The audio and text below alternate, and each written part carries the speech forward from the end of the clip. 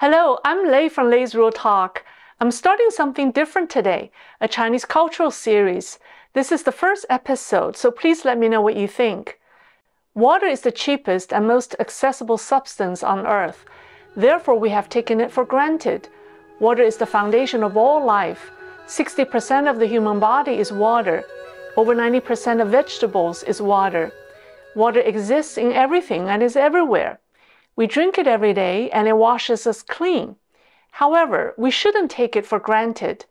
Chinese sage Lao Zi gave water the highest praises, comparing it to the Tao all the way.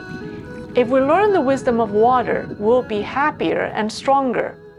Lao Zi said in his book Dao De Jing that nothing in the world is as soft and yielding as water. Yet for attacking the hard and strong, nothing can surpass water. It is colorless and shapeless, and there is nothing in the world as soft and adaptable as water. If you pour it into a cup, it takes the shape of the cup. Put it into rivers and lakes, and it becomes the rivers and lakes. This soft and gentle quality is precisely the wisdom of water, and Bruce Lee famously advised, "Be water, my friend." Lao Tse also said in Dao De Jing that one is born soft and gentle. At his death, he is hard and stiff. Whether animals or plants, only living ones exhibit a soft state. Once they die, they become stiff. Therefore, there is the belief, the hard and strong are companions of death, while the gentle and soft are companions of life. Lao Tse believed that the gentler a person is, the more vitality he possesses. Although water is soft and appears weak, it can display the powerful force of waves that can overcome anything. Think of a storm that can take down a seawall, or a tsunami that can obliterate a whole town. So, water's soft quality is not weakness.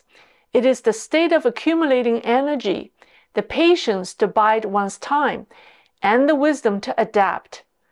Imagine the millions of years it took for the Colorado River to carve the Grand Canyon through layers and layers and more layers of rock. Those who understand the virtue of water will not be reckless or overly aggressive and will instead enjoy longevity. But the true power of water lies in its selfless nature. Water goes wherever it's needed, cleanses everything, and takes away the filth.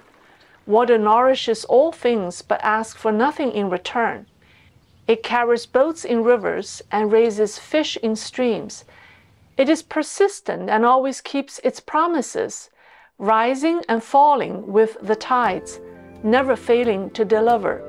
Lao Tse said, "The highest good is like water. Water benefits all things and does not compete, and it dwells in places that people disdain. Thus, it is close to the Tao. The Tao is the law that governs the universe, the natural order of all things. Yet the Tao is too abstract to be conveyed in words. But if one must describe the Tao using something tangible, water is the closest." The power of water comes from its non-competitive quality and its ability to give. Although water does not contend, it reaches a state where nothing in the world can contend with it. It can overcome anything. And the reason it can be so powerful is because of its humble nature. Water is very humble if you think about it, as it always flows downward. This is the virtue of water. It's counterintuitive because people don't want to go down. Everyone aims to move upward. Everyone wants to do better and excel. There's nothing wrong with that. However, this urge to move up creates competition and pressure. Despite our best efforts, we cannot always succeed, and not everyone can reach the top. But water doesn't aim high. It aims low.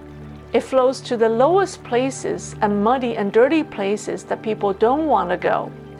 Lao Tse said, "Water dwells in good places, and the heart is as deep as an abyss."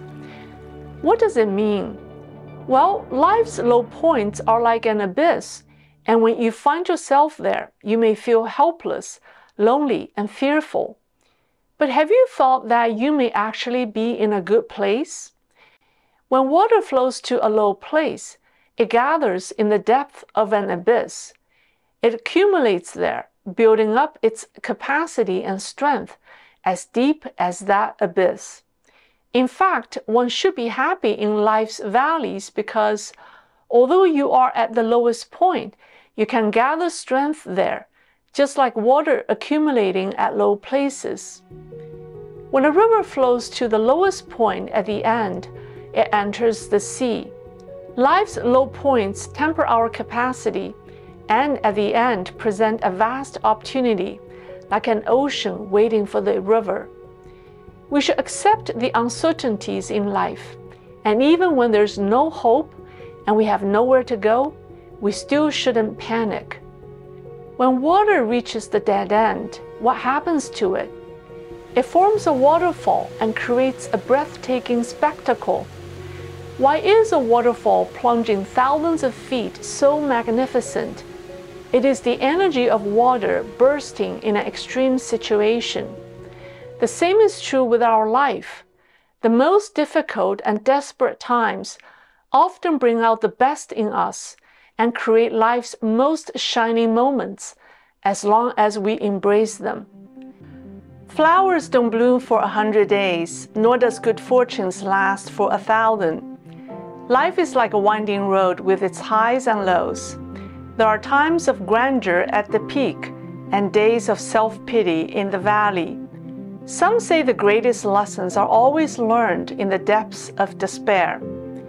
Cherish them, my friend. May you gain wisdom and strength from water. And drink up.